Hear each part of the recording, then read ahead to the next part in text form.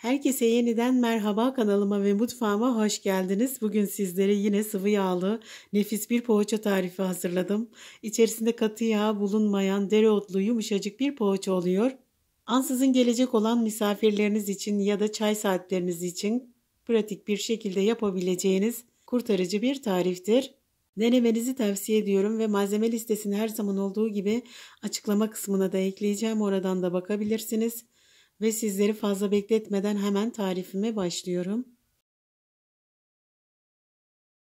Yoğurma kabına öncelikle 2 adet yumurta akı ilave ediyorum. Sizler isterseniz yumurtanın bir tanesini tüm olarak ekleyip sadece bir adet sarısını üzeri için ayırabilirsiniz. Ben 2 sarıyı da üzeri için ayırdım.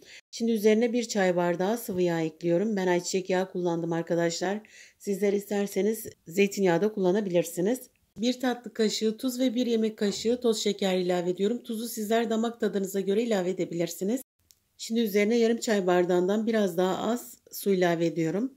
Bu arada kullanmış olduğum bardak ölçüsü 100 mililitredir. Ve 2 yemek kaşığı sirke ilave ediyorum. Üzüm sirkesi kullandım arkadaşlar. Elma da olabilir. Son olarak 1 çay bardağı yoğurt ilave ediyorum. Ve güzelce karıştırıyorum. Pürüzsüz ve yumuşak bir poğaça için sıralamayı aynen bu şekilde uygulayın. Evet, malzemeleri güzelce karıştırdım. Şimdi un ilavesi yapacağım. Toplamda 3 su bardağından biraz daha fazla un kullandım arkadaşlar ama her zaman olduğu gibi unu azar azar ekleyeceğiz. Öncelikle 1 su bardağını ekliyorum ve üzerine 2 paket 10'ar gramlık kabartma tozu ekliyorum. Arkadaşlar her unun su tutma özelliği farklı olduğundan vermiş olduğum ölçü az ya da fazla gelebilir. Sizler ele yapışmayan yumuşak kıvamda bir hamur elde edene kadar un ilavesi yapabilirsiniz. Yani hamur elinizi bıraktığında un ilavesini kesin. Önceden yıkayıp incecik doğramış olduğum dereotunu ilave ediyorum. Tarifimdeki tüm detayları ve püf noktaları sizlere dilim döndüğünce anlatmaya çalıştım. Kafanıza takılan bir soru olursa bana yorumlar kısmından yazın. Size en kısa sürede dönüş sağlarım.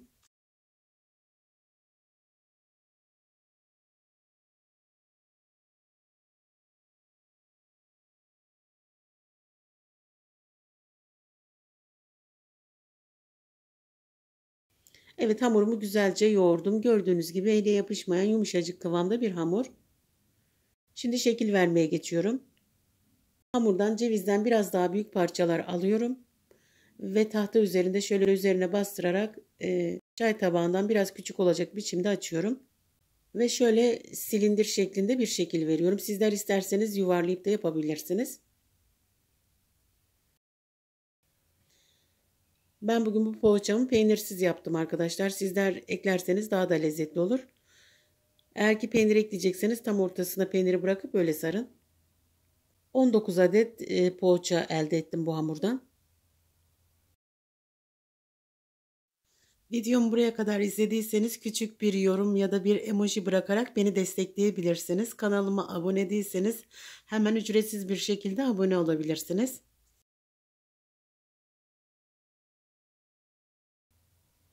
Evet, bütün poğaçalarımı şekillendirdim. Şimdi yağlanmış olan fırın tepsisine biraz aralıklı olacak şekilde yan yana sıraladım. Üzerine yumurta sarısını sürüyorum. Ve çatalla yukarıdan aşağı doğru çizik atıyorum. Son olarak üzerine susam serpiştirip fırına göndereceğim. Sizler isterseniz çörek otu da ekleyebilirsiniz.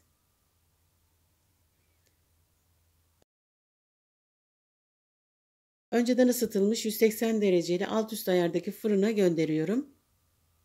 Yaklaşık 25-30 dakika altı üstü kızarıncaya kadar pişiriyorum. Sizler kendi fırınınızın durumuna göre pişirin arkadaşlar. Çünkü fırın ısısı da farklılık gösterebilir. Fırından aldığım poğaçaları biraz dinlendirip servis ediyorum. Evet, içinde nasıl piştiğini görmeniz için bir adetini böyle bölüp gösteriyorum.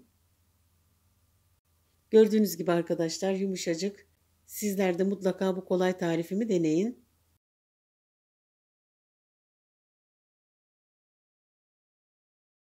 Ve yine bir videomuzun daha sonuna geldik. Videomu buraya kadar izlediğiniz için teşekkür ederim. İnşallah sıkılmadan izlemişsinizdir. Deneyecek olan herkese şimdiden afiyet olsun. Yeni videolarda görüşmek üzere.